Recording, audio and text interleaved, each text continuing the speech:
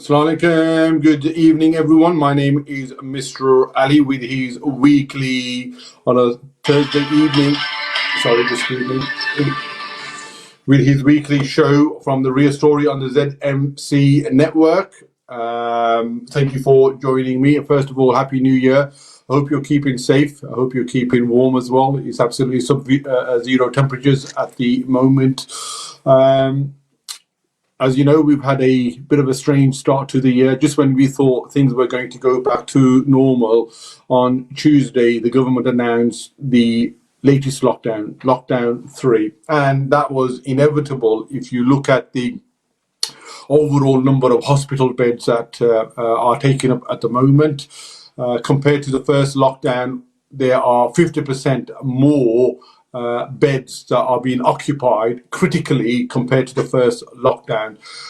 Also, this new virulent strain that has grasped the whole country is 70% more virulent than the original COVID-19. And as a result, the cases that we are seeing positive up and down the country are increasing disproportionately. So here in Birmingham and the West Midlands, we are seeing on average across the West Midlands an increase of 50% of cases compared to the previous week. And some of those wards that are really doing or faring badly are thus Hall Green, which has 858 cases per 100,000, is the top of that chain, followed by Newtown and Lozells, which has 805 cases per 100,000, followed by Borsall Heath, which has 777 per 100,000, and Acox Green, which has 750 cases as well. So I mentioned that we are now in a lockdown. The government had little or no alternative but to announce a national lockdown. And in some ways, the week previous, we were in Tier 4, and the national lockdown or Tier 5 is not too dissimilar to Tier 4 with one notable exception, which is that the places of education, so your schools, whether it's primary schools, your secondary schools, these are now closed, and distance learning or e-learning is encouraged. And the reason being is simply because the rates of infection within secondary schools, so those pupils that are 11 plus, was 7 times more higher than the primary school. So initially, for those of you who have been following the news, Gavin Williams' son was only advocating the secondary schools were going to be closed, but the unions and the head teachers and the council have said no, it's not safe for our staff or our pupils. It needs to be across the board.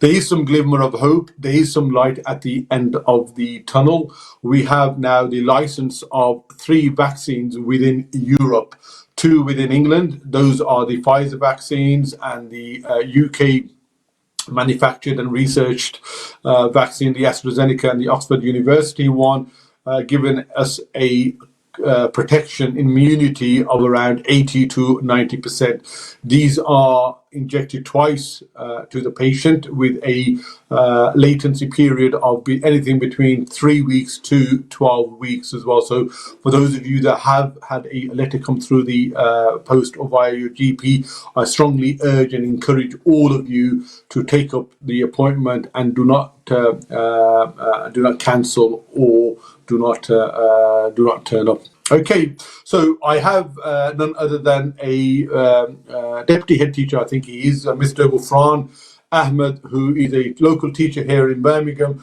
who's going to help me navigate and help me give an expert view or opinion, or a first-hand opinion on this topic. First, thank you, Brother Ghufran, for taking time out from a very busy week, first week back from your Christmas and your seasonal holidays, and what a week it has been. So I could imagine that even though you've had 2 weeks off, you might as well be working, because I know certainly the tail end of last week and over the weekend, being a teacher at a secondary school, you didn't know whether you were coming and going. There were talks of schools across the country, the secondary schools being closed, but primary schools being open as well. So maybe just for the listeners now, if you can just give us a bit of an insight in terms of what the conversations has been like, from the Department of Education, and also how has it been trying to allay some of the concerns to parents and also some of your staff. Yeah, assalamu alaikum to all the viewers and listeners.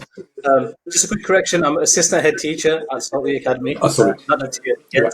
But yeah, as you've said, Mr. Ali, it's been constant disruption, and I'm sure staff and teaching, and also all teaching staff and parents indeed will conclude that the issue we've had is contradictory advice from the government. So, for example, at the end of last term, we were all, winding down, getting ready for the end of term, and then on the very last day of term, the government on the very last day announced that schools would be responsible for testing.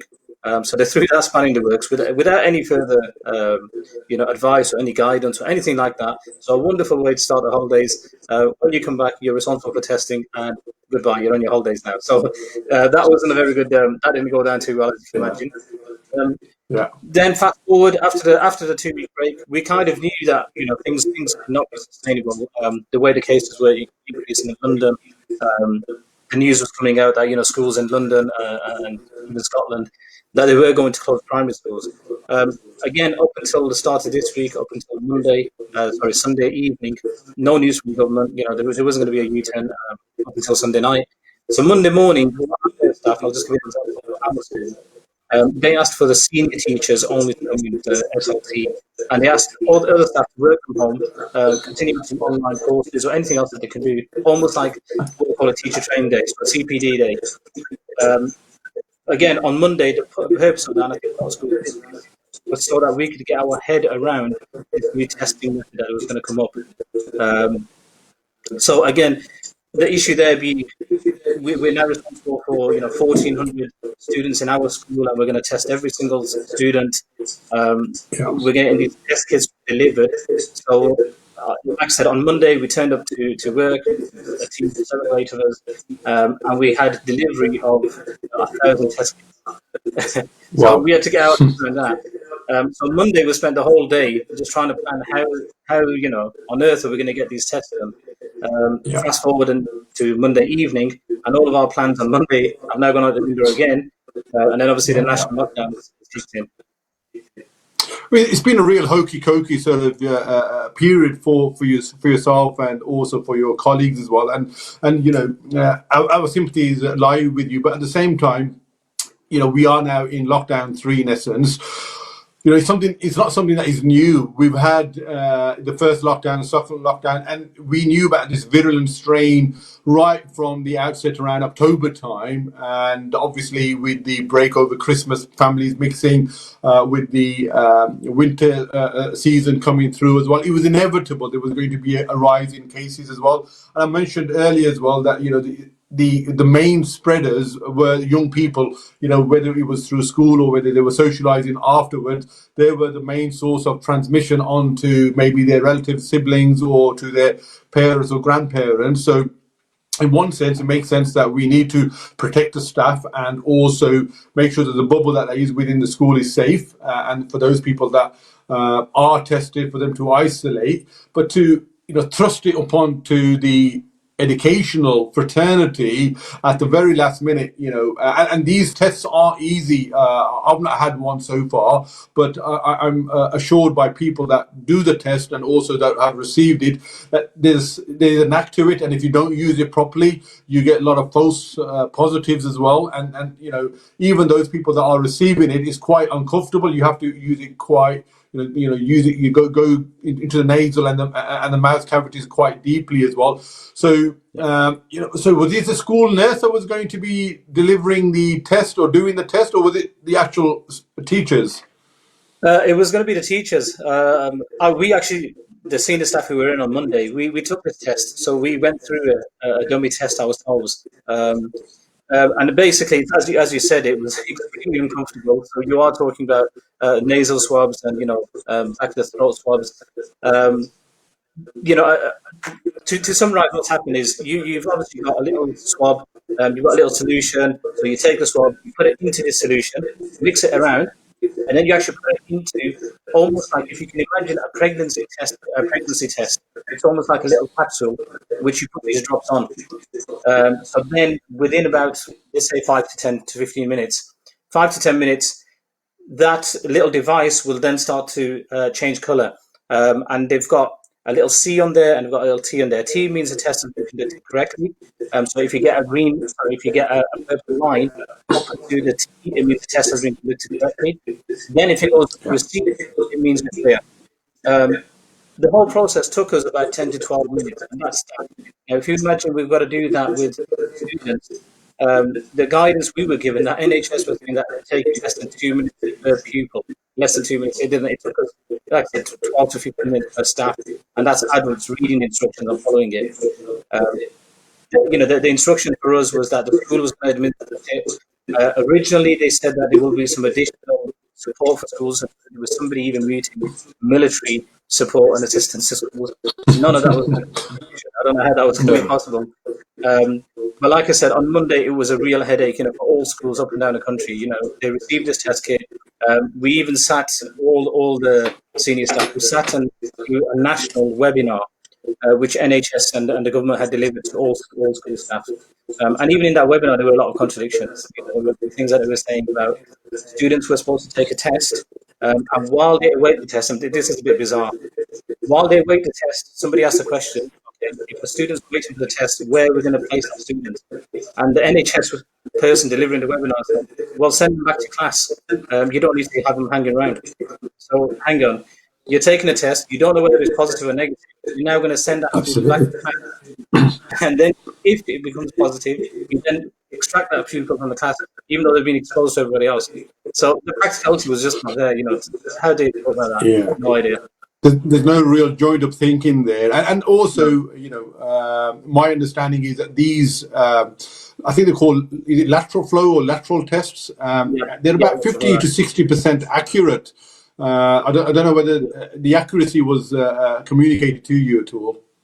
Yeah, well, to be honest, in the webinar, they quoted it above 90. They said to us it was above 90%. So they quoted a very high quote. I mean, that's verbal was the only confirmation. We've not seen anything in written where it says above 90%. Yeah. But verbally, we were told it was above 90%. With those tests. No, thank you. So we'll just move the conversation on now. So now we are on Tuesday morning.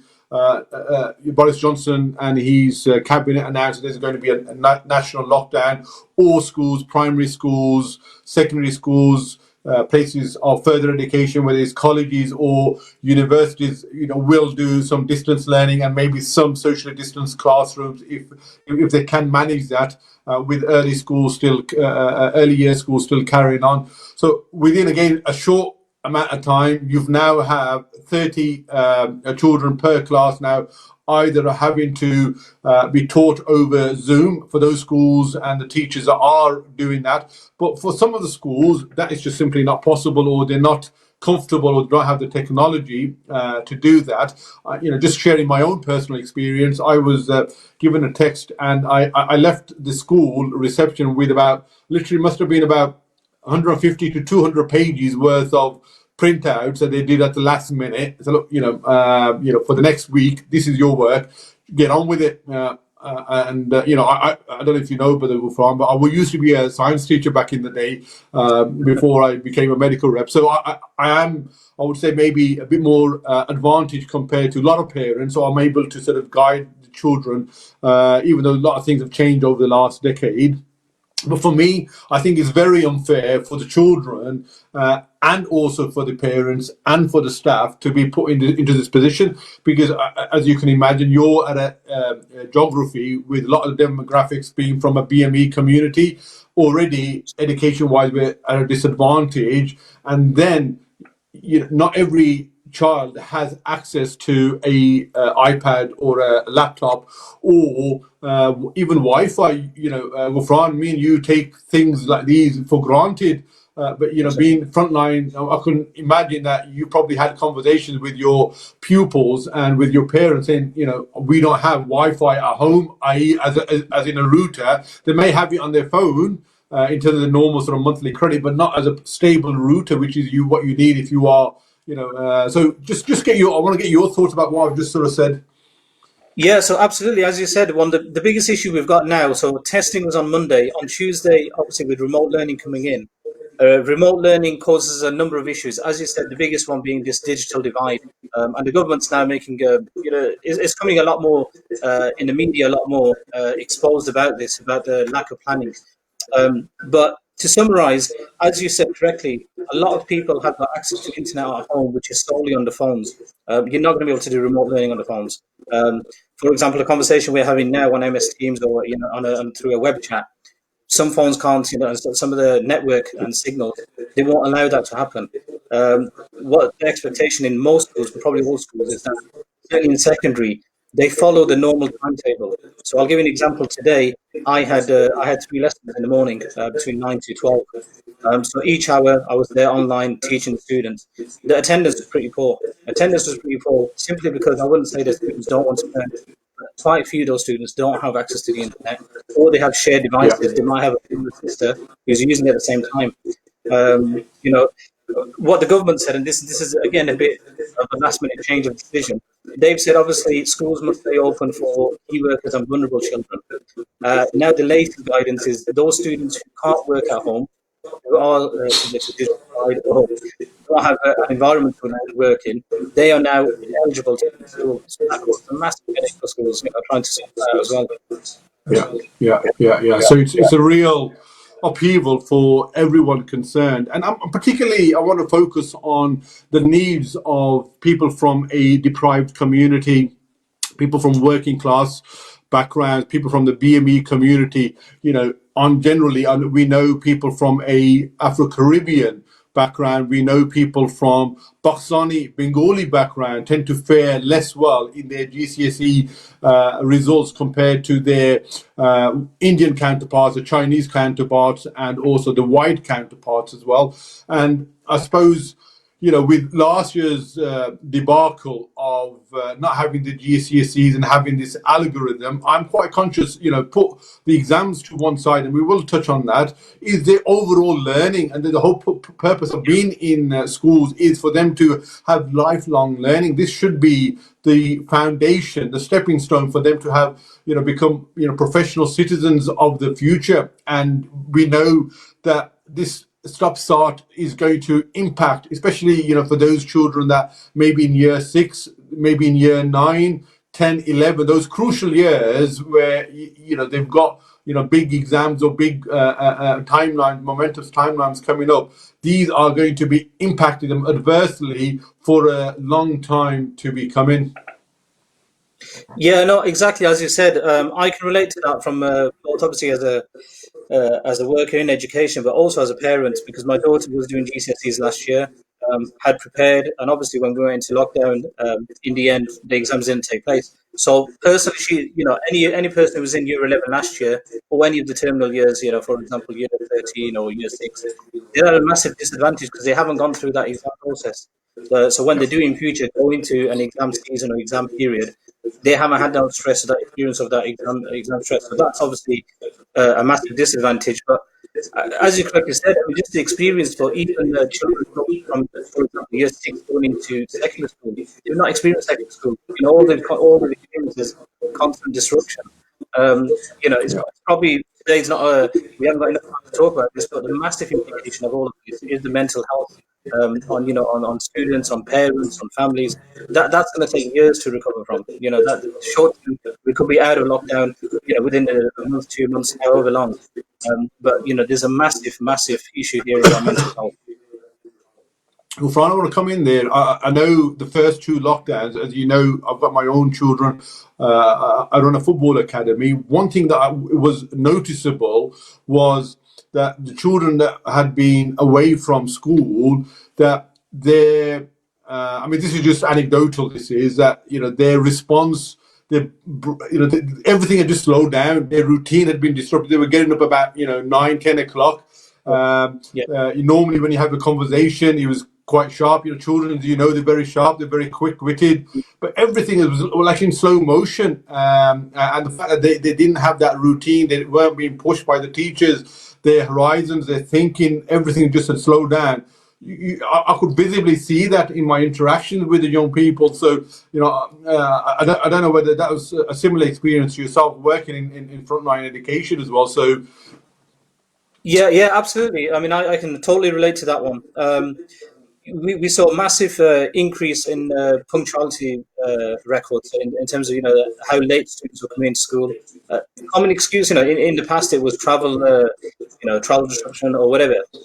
The massive increase yeah. on students is saying we got up late simply because of the first lockdown. They're into a really bad habit of getting up late. Even now, the attendance in some of the remote learning, some of the remote lessons that we're doing, attendance in the morning sessions is bad because those students are, they haven't got that routine. And some students have openly said to us that we need that routine, we need the school to be open so that we can come in and we can go back to our normal routine. And as I said at the beginning of the show, it's not just students, it's staff itself.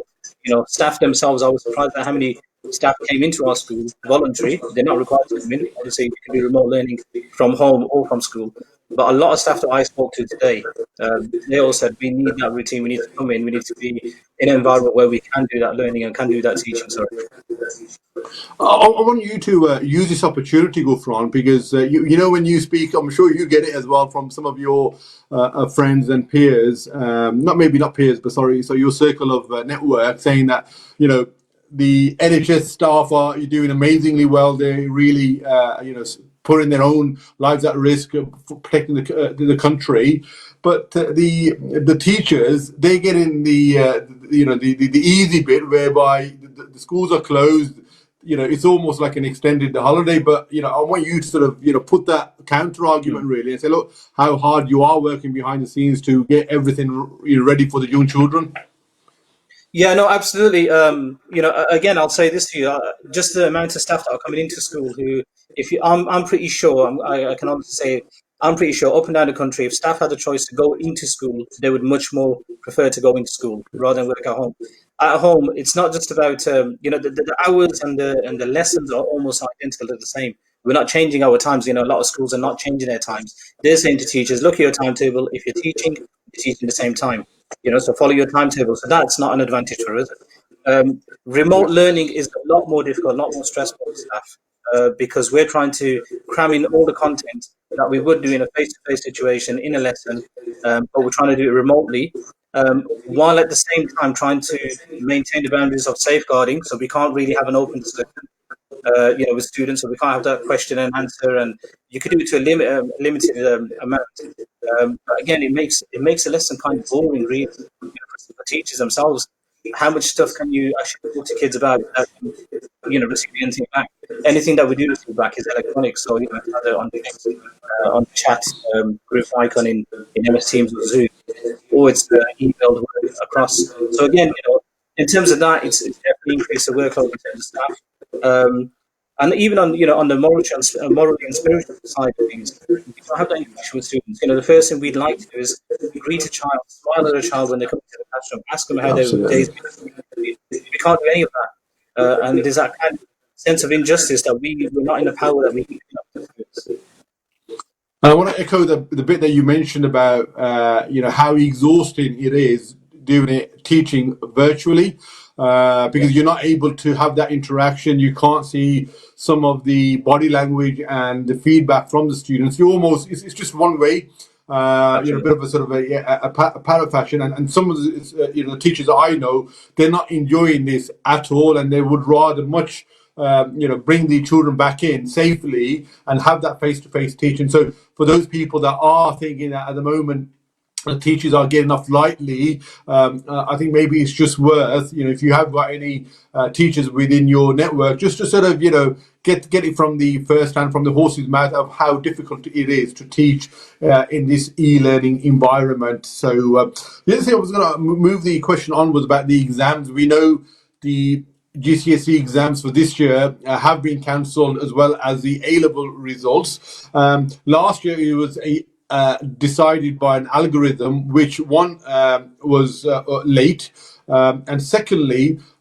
he had marked down, I'm not sure about the GCSE one, but certainly the A-level results were marked down roughly by 30%. So a lot of the students were weren't able to get the grade that they were expected, weren't able to enroll onto the courses or university that they had desired. So I just want to ask, are teachers equipped, or do you think they will need training in order to accurately assess what the expected grades are for their children? Yeah, I mean, on that one, I'd say I'm on the side of teachers on this one. I'm quite confident. Yeah. You know, I've been a teacher for about 19 years now, so I'm quite confident that teachers, in terms of their assessments, as long as they've had those classes for long enough. Obviously, if you take over a new class, then it's difficult. You can't really have a judgment too much. But most teachers, when you get to classes into year 11, we've got a good idea. We've got a good idea. We've got enough assessments. If anything, I think the one thing on a positive I will say is after the last lockdown last year, from September when schools restarted, for this very same scenario, a lot of schools were prepared. They were prepared for another lockdown because we learned from last year. We learned from last year that we need to do a lot more testing. We need to have a lot more robust data. We need to have a lot more evidence so that if we get into the situation, which we're in now, where the government says it's going to be teacher test grades or we need the evidence, then I think a lot of schools had already in place. You know, from my experience, we did a lot more testing from September, assessments and, you know, all sorts of tasks with students compared to the previous year. So we're in a much stronger position that we do accurate grades. No, most definitely. We've got a lot of comments coming through on social media, but I think there's one that I want to share with you. I don't know whether he was an ex-student at your school or not, but there's a young chap by the name of Ali Gujar. MashaAllah, Mr. Ahmed, the best teacher I've ever come across. May Allah protect you and bless you with a long and healthy life. Wow, that is some testament, that is. Jazakallah. And you know what? It's compliments and it's feedback like that makes your job worthwhile, because I know the amount of pressure that you're under from every angle, and there's very little thanks in being the teacher, and being the future educators of our next generation. So I think whenever you get this sort of positive, glowing feedback, I think you grab it with both hands. Oh, of course. No, alhamdulillah. Thank you, Ali. But just generally, alhamdulillah, I think one of the good things about working in a local community, you know, I live less than 2 miles away from where the school is, from Salty Academy. But alhamdulillah, the best thing about it is the community spirit is superb. You know, we see those same students and parents in the shops, in the supermarkets, in town, in the city centre, whatever. And there's always that, you know, mutual respect, there's salam, and, you know, fond memories. And alhamdulillah, that's something which you can never put, you know, you can never put a price to. You can't put what you're missing with all of this, you know, the coronavirus that's going on, is that humility and their brotherhood side of things, you know, the spiritual effect that you have on students. No, most definitely. I'm just going to, we've got about 5 minutes left now, Brother Ghufran. I just want to talk about the government assistance that they've announced with regards to providing schools and places of education with IT equipment, whether it's laptop or iPads, and also for the pupils themselves, they can apply for, I think it's called the Wi-Fi bandwidth, you know, some sort of a top-up on their data.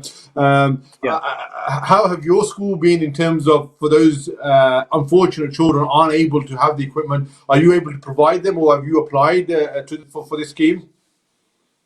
Yeah, so I think a lot of schools have, they did apply for it. We applied for it. We got, I think it was something like, we got about 40% of what we had you know, originally applied for. So in other words, we got about 200 laptops in, you know, which we prioritized year 10.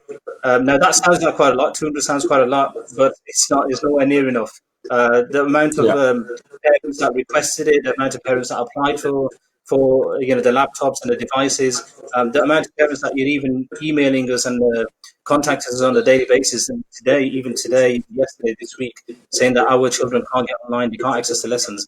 It's nowhere near enough.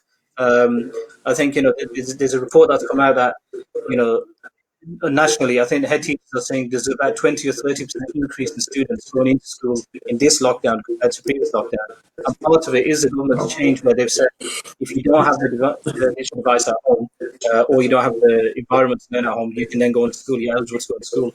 So again, you know, head teachers are tearing their hair out thinking, how are we going to manage this? But in terms of devices, there's nowhere near enough. You know, the government needs to do a lot more. a lot more in terms of providing that so that students can do their remote learning. But most definitely. I think there's quite a lot of children, especially from the BME community and from the deprived community, who have to share the iPad if they do have one. And I know a lot of stuff is on Teams or they refer to websites. But unless you have a teacher or someone maybe navigating or helping you, sometimes I know even children do need some further assistance in terms of handling some of those questions and the exercises that are being set. Ghufran, as always, the time has got the best of us. I am now going to ask you to sort of do a bit of a summary, a bit of a conclusion, but also maybe use this opportunity to reach out to the parents in general and to young children that have got another 5 weeks of lockdown in terms of what's your advice, what's good practice or what they ought to be doing.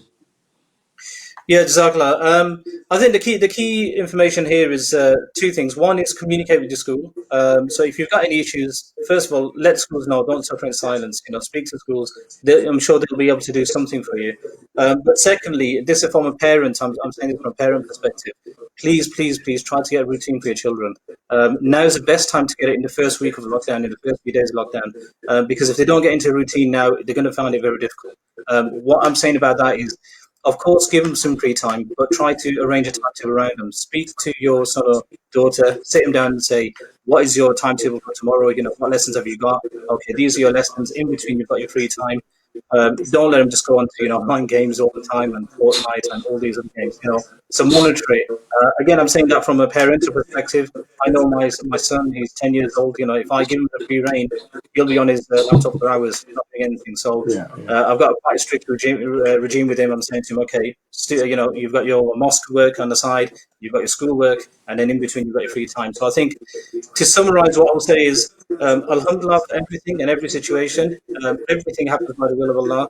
So we're in this situation, and we should look at the positives. Don't see it as a negative. Certainly try to get a routine for your children, and of course try to keep up your namaz as well, inshallah. Inshallah, mashallah.